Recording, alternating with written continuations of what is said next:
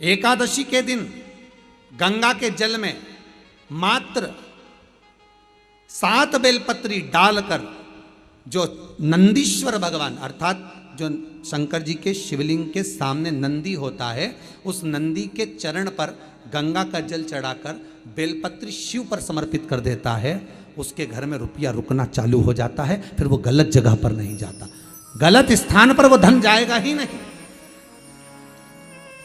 बेटा अगर व्यसन में पड़ा हुआ है, मदिरापान में पड़ा हुआ है, मांसाहार में, जुए आदि में जा रहा है, तुम्हें लग रहा है कि मेरा बेटा गलत मार्ग पर जा रहा है, ये मित्र दोस्ती गलत हो रही है, वो सही जगह पर आ जाए।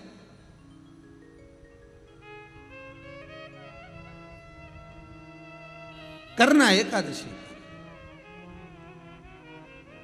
कई लोग इसको धन के लिए भी करते हैं, संपदा के लिए। संपदा के लिए अर्थात जिसका व्यापार नहीं चलता, जिसके घर में पैसा नहीं आता, या नौकरी नहीं लग रही, या सर्विस नहीं लग रही, आप अप्लाई कर रहे हो, जगह जगह जाकर इंटरव्यू भी दे रहे हो और पैसा नहीं आ, तो उसके लिए भी प्रयास किया जाता है। पर उसके लिए यहाँ पर जो धन के लिए करते हैं, उसके लिए विष्णुपदी के लिए करते हैं। मतलब जैसे गंगा के जल में तुलसी के 11 पत्ते डाले जाते हैं। कितने पत्ते डालते हैं? 11 तुलसी के पत्ते डालते हैं, और उसको किसी भी नारायण के मंदिर में, राम कृष्ण शिव शंकर नहीं, राम कृष्ण भगवान विष्णु दत्त आदि जितने नारायण के मंदिर हैं, उस मंदिर में किसी भी पात्र में, एक छोटे से पात्र में उसको भरकर रखी आते हैं महाराज। उससे भी जॉब, सर्विस, नौकरी में सफलता प्राप्त हो जाती है, परंतु वो भी एकादशी को ही होता है। कुछ देर तक पात्र को रखा जाता है, फिर वही पात्र का जल किसी भी वृक्ष के नीचे डाल दिया जाता है, उससे भी नौकरी के लिए फायदा मिलता है।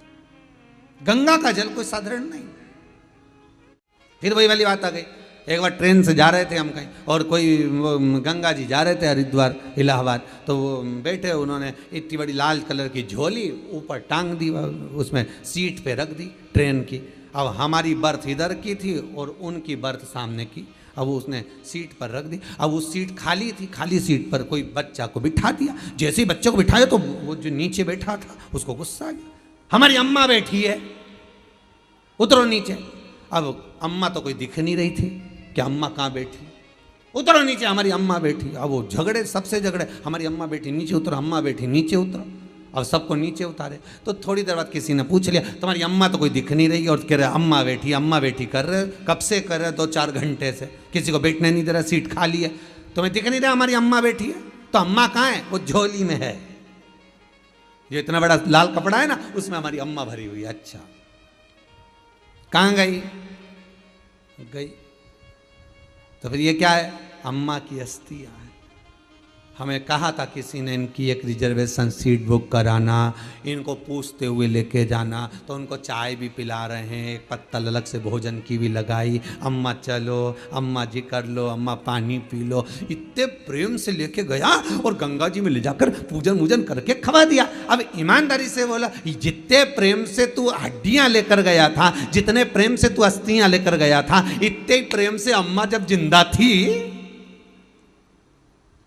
और दिल से कह देता, अम्मा चल, सावन का महीना है, तेरे को कुबेरेश्वर धाम ले चलो, अम्मा चल मैं तुझे महाकाल ले चलूं, अम्मा चल मैं तुझे विश्वनाथ ले चलूं, अम्मा चल मैं तुझे हरिद्वार, मैं तुझे ऋषिकेश ले चलूं, मैं तुझे प्रयागराज ले चलूं, चल अम्मा, मरने के बाद लोग लेकर जाते हैं अस्थियों को, मैं तुझे जीते जी लेकर चलता हूं। तब अम्मा का जो दिल प्रसन्न होता और चाय पिलाता ट्रेन में, बच्चों को जैसे कुरकुरा खिलाए, टाइम टाइम पे बिस्कुट भी मम्मी पर्स में से हेड़ के देती जाए, ऐसे सास को टाइम टाइम पे सब कुछ खिलाती हुई लेके जा, तो सास भी के मेरी बहू जैसी दुनिया में बहू नहीं होगी। क्या पूछ रही है साहब, कितना सम्मान करके ले जा रही, कितना आदर करके ले जा रही, और मालूम पड़े अकेली केवल पर्स खोला ने, उसमें से वो टॉफी निकाल के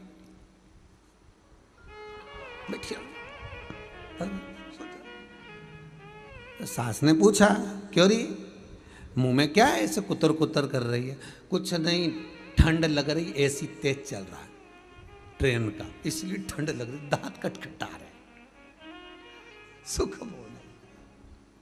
4 संत निकल कर जा रहे थे, बड़े जटाजूट बंधे हुए थे, बड़ी माला कंठी पहने हुए थे, बहुत माला धारण करे, चंदन लगाया हुआ है, खूब सावधान, बहुत साधु सन्यासी का वेश धरे हुए। और ये व्यक्ति कहीं से शिव महापुराण की कथा, कहीं से भगवान की चर्चा कर कर आ रहा था, और इसके पास में वो जो जाने वाले व्यक्ति थे, उन्होंने 4 संतों ने आकर पूछ लिया, भैया ओ भैया तुम मुनि के वेश में लग रहे हो, तुम तपस्वी के वेश में लग रहे हो, वस्त्र भी तुम तपस्वी ऐसा धारण कर कर रखे हो, पर एक मन में एक प्रश्न है, हम यहां से हरिद्वार जाना है, आप हमको रास्ता बता दोगे क्या हरिद्वार जाने का? उसने पूछा काहे के लिए जाना है? अरे गंगा का स्नान करने जाना है हमको। अच्छा अच्छा अच्छा, गंगा स्नान के लिए जा रहे हो? हाँ चले जाओ, यहाँ यहाँ हमको देखो, हम जानते तो नहीं हैं, तो आप इस गांव के नहीं हो क्या? हम गांव के ही हैं। कितने साल हो गए गांव में रहते रहते? लगभग हमको हो गए 50 साल 100 साल। हमारे दादा वगैरह भी यहीं रहते थे, पर हम जब पैदा हुए हमारी उम्र हमारी 50 साल की हो गई, हम कितने साल से रह रहे हैं? अच्छा ठीक है, तो तुम्हें यह नहीं मालूम कि हरिद्वार का रास्ता कौन सा है? गंगा किधर है आपको मालूम नहीं है क्या?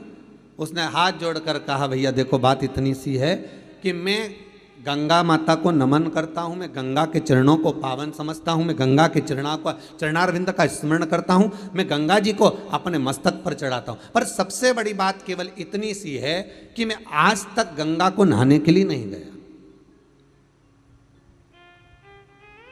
कितने दूर है यहां से? पूछा, बस मैंने सुना है यहां से 42 किलोमीटर की दूरी पर गंगा जी है। 42 किलोमीटर दूरी पर ना, और तुम कभी नहाने नहीं गए? नहीं नहीं नहीं नहीं, मेरा जाना नहीं हुआ। तो गंगा का रास्ता तो देखा होगा? पता नहीं, पर तो लोग कहते हैं इधर से जाते हैं, लोग कह रहे हैं इधर से जाते हैं। अब मैंने देखा तो है नहीं, मैंने जानता तो नहीं। अच्छा अच्छा, ठीक ठीक ठीक। संतों को आ गया क्रोध, चारों संतों ने मिलकर एक साथ कहा, कैसा मूर्ख है, कितना पागल व्यक्ति है, 42 किलोमीटर दूर गंगा जी विराज रही है, 42 किलोमीटर दूर गंगा विराजमान है, और 42 किलोमीटर दूर ये आज तक गंगा नहाने नहीं गया, तो इसके बराबर पापी कौन होगा?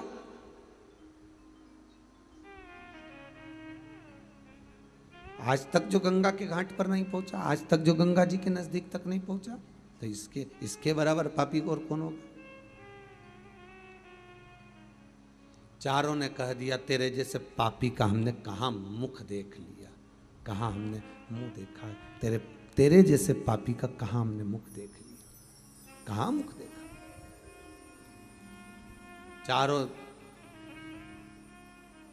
हर गंगे हर गंगे हर गंगे कहते कहते गंगा जी के घाट पर हरिद्वार के उधर जाने लगे, गंगा को ढूंढने के लिए, गंगा को पाने के लिए जा रहे हैं। चारों जब चले हरिद्वार पहुंच गए, किसी से पूछा यहां हरिद्वार है? हाँ ये हरिद्वार है, पर यहां गंगा जी तो दिख नहीं रही है, गंगा तो नहीं दिख रही है, गंगा कहाँ है? भैया हरिद्वार तो यही और गंगा भी यहीं थी, पर पता नहीं कहाँ चली गई। उन्होंने कहा चलो और आगे गंगा जी को देखते, ऋषिकेश पहुंच गए, यहाँ भी गंगा नहीं है, ढूंढते ढूंढते और आगे बढ़े, और आगे, और ढूंढते ढूंढते ढूंढते ढूंढते गंगोत्री तक पहुंच गए, पर गंगा नहीं मिली।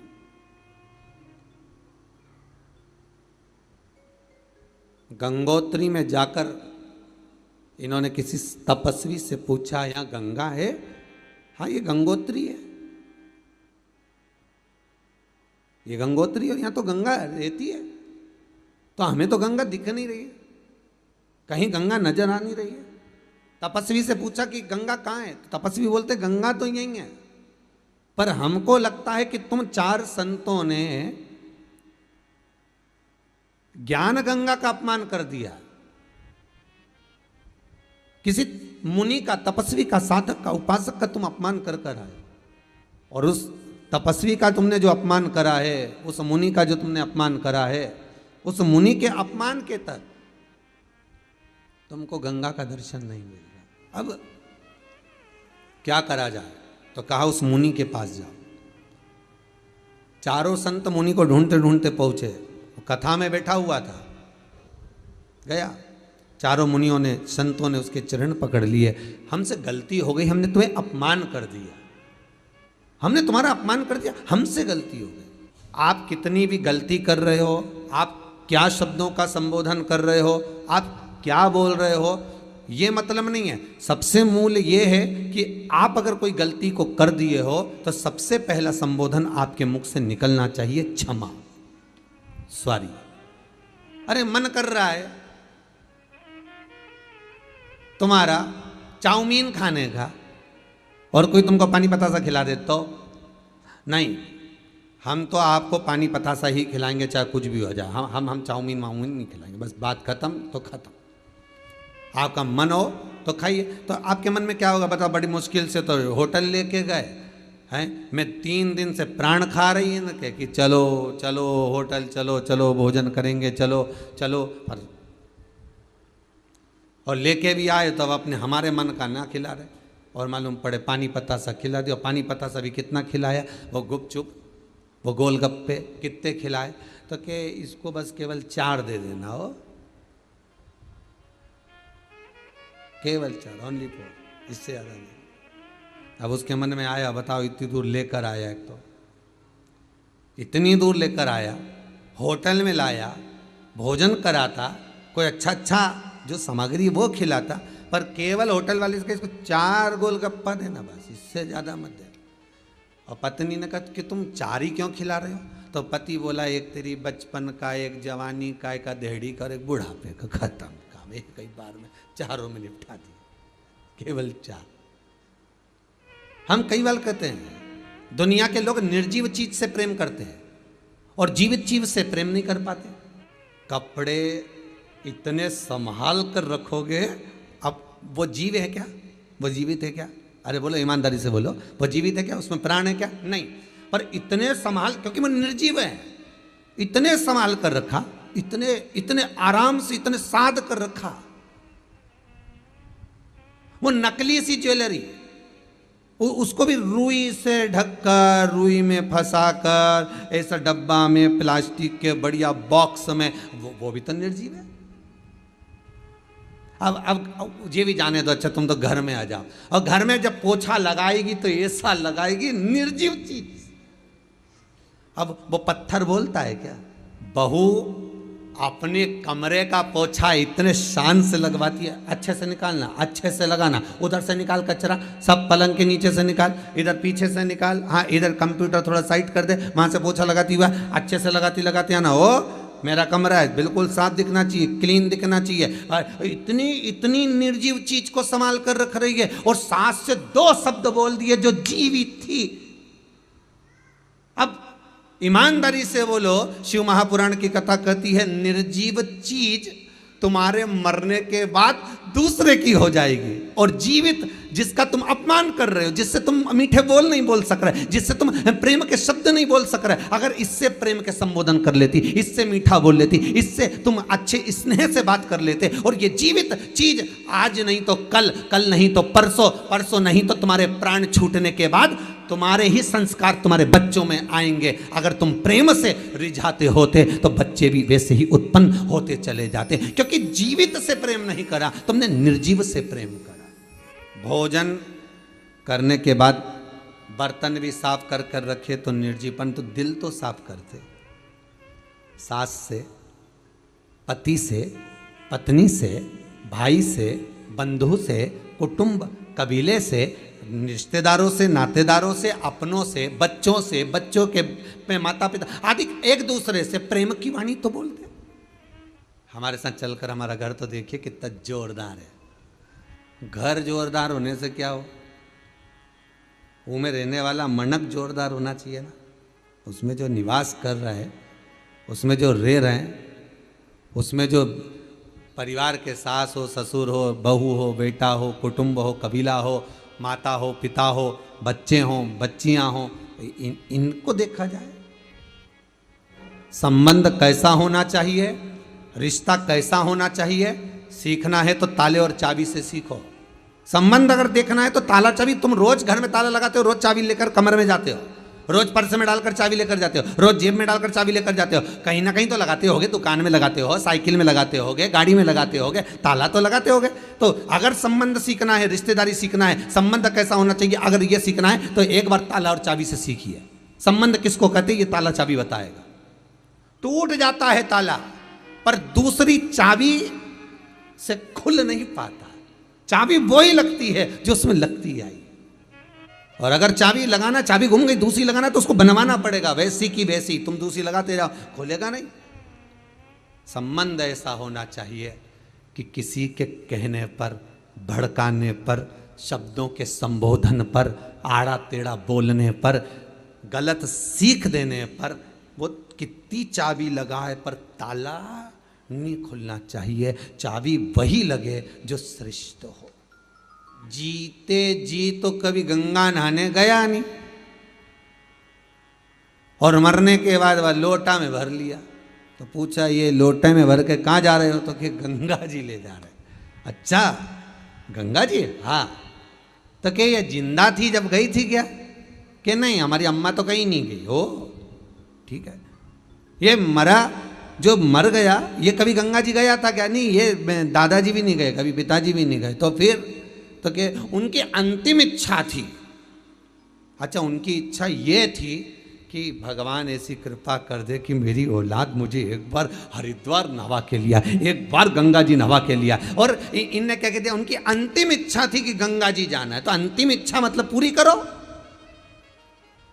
एक बार जीते जी लेकर तो जाते। और जितने लोग जहाँ जहाँ मोबाइल पर कथा सुन रहे, दिल से बोलना, आप लोगों में से किसी ने स्नान करा कि नहीं करा? तो आप लोग मुंडी हिला कर रखोगे हमने तो स्नान करा साहब है। पर स्नान और नहाने में अंतर है रे बाबू, स्नान और नहाने में अंतर है। नहाना किसको कहा गया? वॉशरूम में गए, शैम्पू लगाया, साबुन लगाया, डब्बा भर पानी डाल लिया, इसको कहते हैं नहाना। ये तो आप लोगों ने करा होगा। इसको स्नान नहीं कह सकते। शिव महापुराण में इसको स्नान नहीं कहा गया, इसको स्नान का संबोधन नहीं कहा गया, इसको तो कहते हैं नहाना। बाथरूम में गए, स्नान इसको नहीं कहेंगे कि आपने डब्बा भर के पानी डाल लिया, आपने वो साबुन लगा लिया, आपने थोड़ा सा सर्फ लगाया, आपने जो शैम्पू लगाया, इसको इसको इसको स्नान नहीं कर सकते, इसको नहाना कहते हैं। ब्राह्मण जब पूजन कराने बैठता है, ब्राह्मण जब कर्मकांड करने बैठता है, ब्राह्मण जब जजमान को सामने बिठाता है तो कहता है स्नान कर कर आइए। ब्राह्मण ने यह नहीं बोला कि नहा कर आइए। ब्राह्मण संबोधन कहेगा कि स्नान कर कर आइए, नहा कर नहीं, स्नान कर कर। नहाना सरल है, स्नान करना कठिन है। स्नान किसको कहा गया? शिव महापुराण की कथा कहती है स्नान किसको कहते हैं। 3.5 करोड़ रोम छिद्र ये मनुष्य के शरीर पर हैं। ये जितने रोम हैं मनुष्य के शरीर पर, ये 3.5 करोड़ हैं। शिव महापुराण की कथा कहती है एक दिन में जिसके मुख से 3.5 करोड़ बार भगवान का नाम निकल जाता है, समझ लेना उसका स्नान हो जाता है, उसका स्नान हो गया। अब आप में से कितने लोग हैं जो स्नान करके आए? ईमानदारी से बोलो। 3.5 करोड़ बार जिसने भगवान का नाम लिया, 3.5 करोड़ बार जो भगवान का नाम का उच्चारण करे, 3.5 करोड़ बार जिसके मुख से भगवान का नाम निकल गया हो, तो उसका स्नान हो गया। तो फिर क्यों कहा गया स्नान और नहाने में अंतर?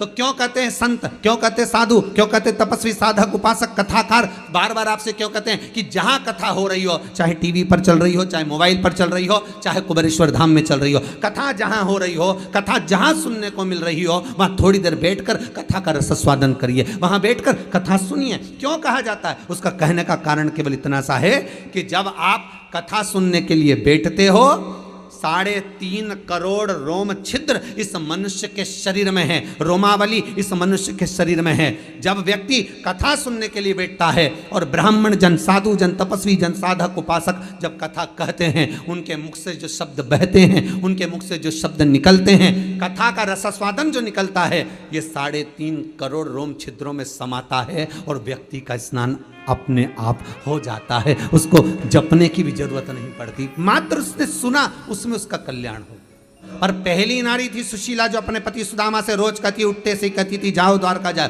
जाओ द्वारका जाओ, जाओ द्वारका जाओ। सुबह से लेकर शाम तक 50 बार कहती थी द्वारका जाओ, द्वारका जाओ। मार्ग बताती है कि द्वारका जाओ। और जब सुदामा जाने लगे द्वारका, आज मन में आ गया कि मैं द्वारका जा रहा हूं, तो सुशीला कहती रुक जाओ, कुछ लेकर जाओ, कुछ लेकर जाइए, मैं लेकर आती हूं। और सुशीला जो चावल पड़ोसन से मांग कर लाई थी, सुशीला ने अपना पल्लू फाड़कर उस चावल को अपने पल्लू में बांधकर उसको लपेट कर अपने पति को दिया, और पति बाजू में दबाकर फिर लेकर गया। तो सुदामा जी ने चावल कृष्ण को क्यों दिए? जब मेरे लाडले ठाकुर कृष्ण ने तंदुल को निकाल कर जब फाका था, वस्त्र, वो वस्त्र नीचे रख दिया था, जिसको जामवंती ने उठा लिया था। जामवंती उस वस्त्र को लेकर जब बैठी हुई थी, रात्रि के समय पर भगवान कृष्ण सुदामा के चरण जब दबाकर जामवंती के कक्ष में पहुंचे थे, तो जामवंती उस वस्त्र को लेकर बैठी थी, जिस वस्त्र में सुदामा जी चावल लेकर आए थे, क्योंकि चावल तो खा लिए गए थे, वो केवल वस्त्र बचा हुआ था। जामवंती उसको लेकर बैठी थी, तो द्वारकानाथ ने पूछ लिया, हे जामवंती, ये वस्त्र, ये तो सुदामा जी वाला वस्त्र है। हाँ, लेकर क्यों बैठी हो, किस लिए बैठी हो? जामवंती कहती है, मुझे लगता है ये वस्त्र नहीं है। एक पहले लोग इतना बड़ा कोरसा, इतना बड़ा कार्ड छपवाते थे, आपने देखा होगा, उसमें उनका नाम लिखा रहता था, श्रीमान ये, एड्रेस लिखा रहता, ईमेल आईडी लिखी रहती, यूट्यूब लिखा रहता, ये लिखा रहता, उसमें उसका फोटो बना रहता, हमारा काम धंधा ये है, हम ये काम करते हैं, हमारा ये विजिटिंग कार्ड है। अब सुदामा अपना पता किससे देते? सुशीला बड़ी समझदार थी, उसने कपड़ा नहीं भेजा है, सुशीला ने वस्त्र नहीं भेजा, सुशीला ने कपड़ा जो बांध कर भेजा है वो कपड़ा नहीं है, वही विजिटिंग कार्ड है, वही पता बताने वाला कार्ड है कि सुदामा चावल तो दे दिए हैं, पर पता कौन बताएगा कि जो तुम्हें त्रिलोकी का नाथ अगर कुछ देगा तो सामान कहां भेजेगा? कोई आपसे पूछ ले कि गंगा नहाने का, गंगा स्नान का मतलब क्या है, तो गंगा स्नान का एक ही मतलब है, शिव महापुराण में बहुत सुंदर मतलब बताया है कि गंगा नहाने का मतलब क्या है। हम गंगा नहाने क्यों जा रहे हैं? हम गंगा का स्नान करने के लिए क्यों जा रहे हैं? जीते जी गंगा नहाने का शास्त्र प्रमाण क्यों देता है कि गंगा जाओ तो जीते जी नहाओ, मरने के बाद अस्थियां बाद में भेजते रहना, और कोई जाए चाहे ना जाए पर एक बार तुम जीते जी गंगा का डुबकी लगा कर आओ। क्यों कहते हैं? उसका कारण केवल गंगा नहाने का मतलब, गंगा स्नान का मतलब कोई साधारण नहीं, गंगा स्नान का मतलब है कि जब हम पहली डुबकी गंगा जी में लगाते हैं तो अपने घर का परिचय, अपने घर का एड्रेस गंगा जी को देकर आ जाते हैं कि अब मैं आऊं ना आऊं, परिवार आए ना आए, कोई अस्थि लाए ना लाए, पर गंगा मैया तेरा जीते जी मैंने स्नान कर लिया है, मेरा एड्रेस अब तुझ में आ गया है, तेरे पास आ गया है। अब मेरे जब प्राण छूटे, मुख में कोई गंगा का जल दे ना दे, कोई तुलसी का दल दे ना दे, पर जिस समय मेरे प्राण छूटे उस समय पर ये जो मैंने स्नान करा है इसका फल मुझे तब मिलना चाहिए, उस समय प्राप्त होना चाहिए जब मेरे प्राण छूट रहे हो। पहले भी काज फिर कहते हैं, आप मंदिर में अगरबत्ती लगाएं ना लगाएं, आप मंदिर में दिया जलाएं ना जलाएं, आप मंदिर में चंदन लगाएं ना लगाएं, आप भगवान को जल चढ़ाएं ना चढ़ाएं, आप भगवान को पुष्प चढ़ाएं ना चढ़ाएं, पर इतना बात जरूर याद रखना कि आप इन सब चीज से बढ़कर है कि किसी का दिल ना दुखाए। एक सेठ जी गंगा नहाने गए, खूब सारा सामान लेकर गए, खूब लड्डू पेड़ा गुलाब जामुन इमरती भजिया पकौड़ा कड़ी पुड़ी सारी सामान, खूब सोना चांदी हीरा मोती सब ले गए, गंगा नहाने के लिए गए, खूब बांटा, और गंगा नहाए बाहर निकले तो घाट पे आके खूब गालियां दी, जिन जिन को दान दिया उनको खूब खूब गाली दी। पंडित लोग भी लिए थे, कुछ ब्राह्मण, कुछ साधु, कुछ सन्यासी, घाट पे तो यही देंगे और कौन रहेगा। जिन जिन गरीबों को दिया, भिखारी को दिया, भिक्षुक को दिया, ब्राह्मण आदि को दिया, जो जिसको दिया सबको गालियां दी खूब। संत तुकाराम जी बैठे बैठे देख रहे थे, तुकाराम जी ने पूछ लिया सेठ जी के पास आकर, क्यों क्यों सेठ जी, तुम तो गंगा नहाए थे, सबको खूब दान दे रहे थे, सारे पूरे हरिद्वार के लोग बोल रहे खूब दान दिया, सेठ जी ने खूब दान दिया, और आप गालियां दे रहे हो। तो सेठ जी बोले गाली नहीं दो तो क्या करूं? एक महाराज जी ने कहा था मेरे शरीर में रोग हो गया, तो महाराज जी बोले तो खूब दान करना, और दान करने के बाद गंगा जी में डुबकी लगा लेना, बिल्कुल सही हो जाएगा। तो फिर गाली काय को दे रहा हूं? सेठ जी बोले मैं तो सही नहीं हुआ, पूरा शरीर वैसा की वैसा ही है, दान अलग चले गया लाखों रुपए का, और शरीर वैसा की वैसा। अरे सेठ जी, गुरुजी ने कहा था कि गंगा का स्नान करना, दान करना, पुण्य करना, सब अच्छा हो जाएगा, तो हो जाएगा। नहीं है, बताओ, लाखों रुपए का दान करवा दिया गुरुजी ने, और शरीर तो सही नहीं हुआ। एक बार और गंगा नहाया, सेठ जी से तुकाराम जी ने कहा, और सेठ जी फिर गए गंगा नहाने के लिए, हो एक बार और प्रैक्टिकल करने देख लो। प्रैक्टिकल करने में क्या जा, फिर नहाने के लिए गए। जैसे ही नहाने के लिए गए, तुकाराम जी इनके ऊपर चढ़ गए, इनने लगाई डुबकी, और तुकाराम इनकी कंधे पर बैठ गए, दबाए नीचे से सेठ जी का गला, और सेठ जी पानी के अंदर, और खूब, अब तो सेठ जी के प्राण छूटने लगे पानी के अंदर। सेठ जी चिल्लाए भगवान बचाओ, अंदर ही अंदर स्मरण कर रहे, हे भगवान अब तो मरा, हे भगवान अब तो मरा, अब तुम ही बचा सकते हो। और सेठ जी ने पुकारा, तुकाराम जी नीचे उतरे, सेठ जी की बड़ी मुश्किल से सांस में सांस आई, पानी में से घबरा के बाहर निकले, सीधे घाट पे भाग गए। घाट पे भागे और जाकर देखा तो अब शरीर बिल्कुल सही हो गया, एकदम बढ़िया। सेठ जी ने तुकाराम जी से पूछा तुम कौन? तुकाराम जी बोले हम तो यहीं घाट पे रहते। अच्छा अच्छा, बताओ वो महाराज सही नहीं कर पाया और तुमने 2 मिनट में सही कर दिया। तुकाराम जी बोले मैंने सही नहीं करा, सही उसी महाराज ने करा था। बात इतनी सी थी, महाराज जी ने कहा था दान करने के बाद गंगा में स्नान करना, दिल से करना, प्रार्थना कर कर करना, विनय से करना और हृदय और विश्वास से करना। जब विश्वास से गंगा नहाओगे तो शरीर ठीक हो जाएगा। महाराज ने इतना कहा था, पर तूने दान भी करा, सब कुछ करा, पर तूने जो गंगा स्नान करा ना वो विश्वास से नहीं करा। तू नहाया जरूर, महाराज जी ने कहा तो नहा लो, पर तेरे अंदर को भाव जागृत नहीं हुआ था वो विश्वास। पर जिस समय तू गंगा में नहाने दूसरी बार गया और मैंने तेरा गला दबाया और तुझे घबराहट हुई तो तुझे लगा अब तो मर जाऊंगा, तब तूने भगवान को पुकारा। जैसे हाथी का पांव मगर ने पकड़ा था, हाथी रोज भगवान को पुकारता था क्या? नहीं, पर जब पाँव को पकड़ा और पुकारा तब भगवान सामने आए। जब हम जाकर दिल से पुकारेंगे तब तो देवाधिदेव महादेव हमारे सामने प्रकट होगा कि भगवान आओ, बहुत दुखी हूँ, हृदय से कहती हूँ, बहुत तकलीफ है मुझे। श्रावण के महीने में आप पूरे मोहल्ले में, नगर में, कॉलोनी में, सोसाइटी में, जहां चाहो वहां देखना लोग चंदन लगाए मिलेंगे। लोग खूब शंकर जी की आराधना, रुद्राक्ष की माला, ये वो, और खूब बाबा के भस्म लगा के भगवान को रिझाने का प्रयास करेंगे। पर भगवान जानता है कि ये बरसाती मेंढक है।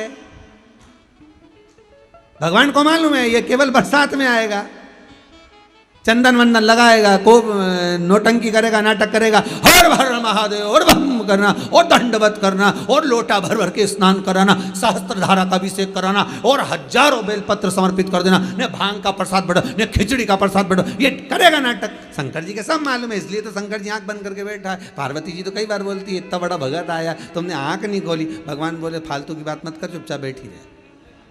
आपने नहीं बोलना है कि बीच में, बिल्कुल नहीं बोलना, ये क्या कर रहा है इसको करने दे, आपने नहीं बोलना। नवरात्रि आए मैं तो नंगे पैर व्रत रखूंगी, मैं तो लौंग नहीं खाऊं, मैं तो पानी नहीं पीऊं, मैं तो ये नहीं करूं। तो भगवान बोले तू कुछ मत कर, भजन तो कर। ने नाटक इतना बड़ा कर, भजन के टाइम पे बस 2 टाइम आरती कर दी, जय अम्बे गौरी, जय श्यामा गौरी, 2 टाइम आरती करे और दिन भर फरियाल चरे। भगवान भी सोचे काई मतलब। इसीलिए तो आपको बार बार कहते हैं दिन भर चरो, एकादशी करो। सावन के महीने में भी हम नहीं बोलेंगे तुमसे कि तुम व्रत करो, हम तो ये कहेंगे खूब प्रेम से खाओ पर भगवान का गुण गाओ। एक पक्षी जब जब दाना उठाता है तब तब भगवान को नमन करता है, शीश झुका झुका के कि धन्यवाद तूने मुझे खाने को दिया। और हम तो ऐसी छाती ठोक के खाए नहीं, एक बार राम नहीं के कि धन्यवाद तूने खाने को दिया, आज मुझे चावल मिला कि रोटी मिली कि पूड़ी मिली, अच्छा मैंने जोरदार कपड़ा पहना, तेरी कृपा, आज मैं खूब आनंद से कथा सुन रहा हूँ, ये तेरी कृपा। हम भगवान को धन्यवाद कब देंगे? हम दें उसको धन्यवाद। भगवान कभी नहीं कहता कि मुझे पाने के लिए अब कपड़ा बदलो, भगवान कहता मुझे पाने के लिए कलेजा बदलो। कपड़े से मतलब नहीं चलेगा। एक लड़की को देखने जाएं लड़के वाले तो कहते हैं साहब साड़ी पे, अभी आपने सूट पे दिखा दिया, अब साड़ी पे दिखा दो, तो कपड़ा बदलने से कही हो, सूट पे देखो चाहे साड़ी पे देखो। एक बात बहुत ध्यान में उतारिएगा, किसी जगह पर यज्ञ हो रहा है, बड़ा विशाल यज्ञ हो रहा है, बड़ी विशाल श्रीमद् भागवत कथा हो रही है, बड़ी विशाल शिव महापुराण की कथा हो रही है, बड़ी विशाल रामचरितमानस हो रही है, बड़ा विशाल कार्यक्रम हो रहा है साहब, बड़ा विशाल यज्ञ हो रहा है, बड़ा विशाल प्राण प्रतिष्ठा हो रही है, बड़ा विशाल ये कार्यक्रम हो रहा है। धर्म का कार्य अगर कहीं पर हो रहा है तो आप भी धर्म से जुड़ना, कमाने के उद्देश्य से नहीं जुड़ना। और जहां धर्म के साथ कमाने का उद्देश्य आ गया, आपके भीतर ये प्रसंग उत्पन्न हो गया कि हाँ मैं अगर ये यज्ञ कराता हूं, मैं ये हवन कराऊंगा और उसमें इतना सारा इकट्ठा कर कर मैं बाद में अपने लिए प्रयोग कर लूं, तो वो दुख का कार्य। तो उस मंदिर में कोई प्रसाद आपको फ्री का नहीं मिलेगा। आपको अगर 50 रुपए जमा करोगे तो एक लड्डू मिल जाएगा। आपने अगर 20 रुपए जमा करे आपको इतना प्रसाद मिल जाएगा। कई लोग कहते हैं यहां तो व्यापार चल रहा, व्यापार नहीं। कौन ने भोग लगवाया, कौन ने दान करा और कैसा प्रसाद आपके पास में आ रहा है, कम से कम आप अपनी पूंजी लगाकर 1 रुपया 2 रुपया लगाकर जब आप ग्रहण करेंगे तो उसका पुण्य आपको लाख गुना मिलेगा। कभी आप गिरिराज जी की परिक्रमा करने जाना, जितने लोग सुन रहे हैं कथा, आप लोग भी गए होंगे गोवर्धननाथ जी की परिक्रमा करने के लिए। कभी मथुरा वृंदावन गिरिराज दादा की परिक्रमा करने जाइए, गोवर्धननाथ जी की परिक्रमा करने जाइए, वहां पर लोग पानी पिलाने के लिए बैठ जाते हैं, लो साहब पानी पियो, साहब पानी पियो, साहब पानी का झाड़ी जी रखेंगे, पानी पियो। पर फर्ज अपना है कि बिस्लेरी की बोतल खरीदते तो 20 रुपए लगते हैं,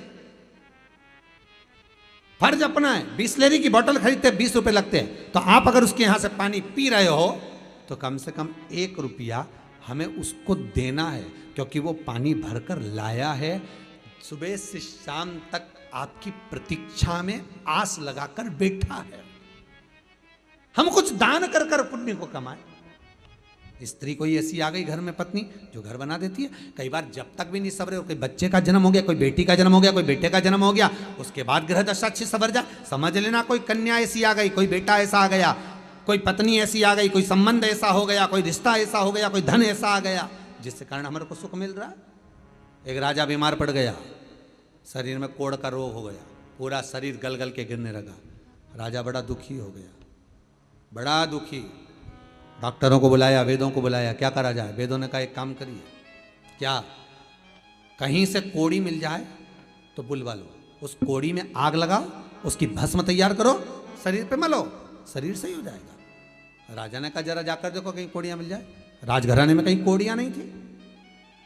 कोड़ियां जानते हो, बच्चे लोग खेलते हैं हाथ में बांधते हैं, कोड़ी कहीं नहीं मिली।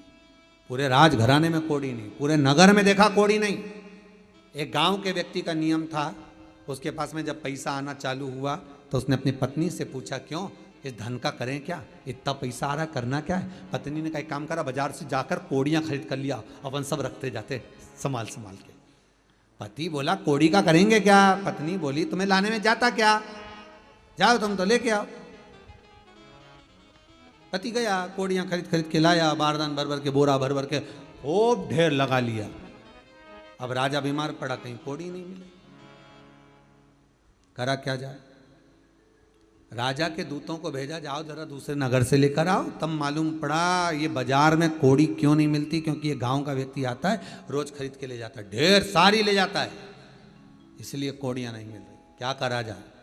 तो एक काम करो, क्या उसी के यहाँ चलते हैं। उस गांव के व्यक्ति के पास राजा के दूत गए, सेवक गए, सैनिक गए, तुम्हारे पास कोड़ियां हैं? हाँ है, पर हमारी हैं, हमने पैसे से लाए। राजा बीमार पड़ा है, लाओ कोड़ियां दो। हम हमारी कोड़ी नहीं दे सकते, हमारे पैसे की है। डराया धमकाया, जेल में डालने की बात आ गई।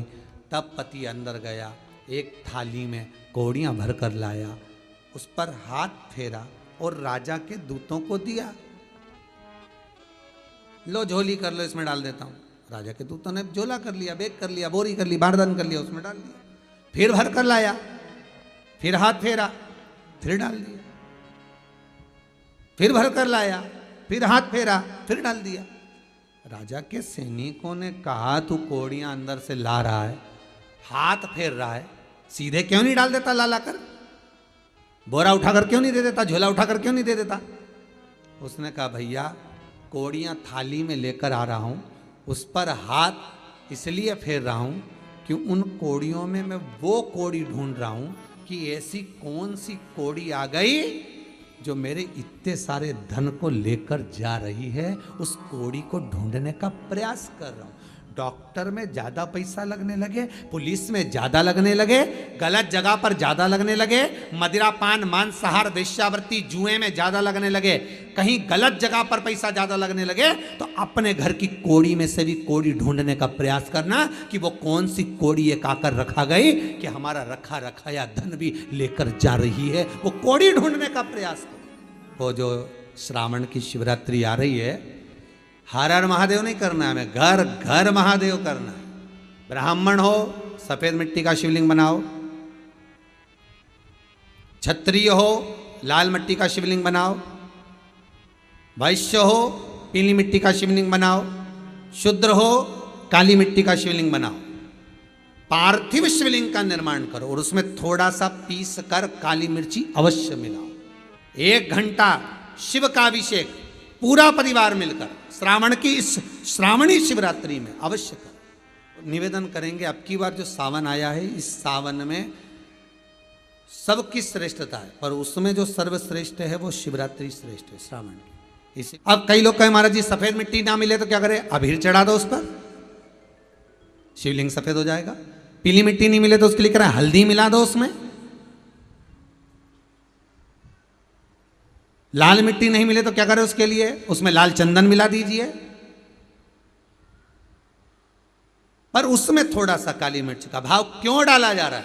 काली मिर्ची शिवजी को क्यों चढ़ाई जाती है? केवल रोग की मुक्ति के लिए। ये कि जिसके घर में शिवलिंग की स्थापना होकर शिवरात्रि के दिन, श्रावणी शिवरात्रि के दिन जिसने अभिषेक कर लिया, इतना विश्वास तो मुझे देवाधिदेव महादेव पर है कि उसके परिवार का बाल बांका नहीं हो सकता। इतना विश्वास जिसने काली मिर्च चढ़ाई है, हाथ एक एक बच्चे का हाथ लगवा, भले वो 3 महीने का, 2 महीने का, 15 दिन का बच्चा क्यों ना, पर उसका भी हाथ लगना चाहिए और काली मिर्च चढ़ना चाहिए। श्रावण के महीने की शिवरात्रि छोड़ना नहीं है। और आपसे भी निवेदन है, जितने लोग कथा सुन रहे हैं फेसबुक यूट्यूब पर, मोबाइल पर, अलग अलग सबको फोन लगाओ, अपनी तरफ से मैसेज डाल दो व्हाट्सएप